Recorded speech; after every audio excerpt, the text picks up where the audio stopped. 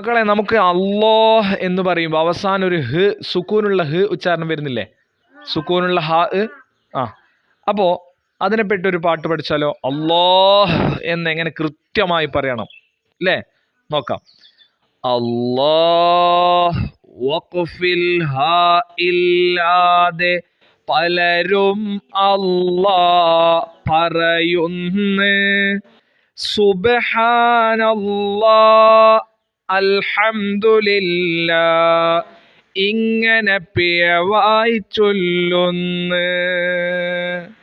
സുബ്ഹാനല്ലാഹ് അൽഹംദുലില്ലാഹ് മാഷാ അല്ലാഹ് ആണെന്ന് അറിയുക. ഇസ്മു ജലാല നന്നായി പറയുന്നുണ്ടോ എന്ന്.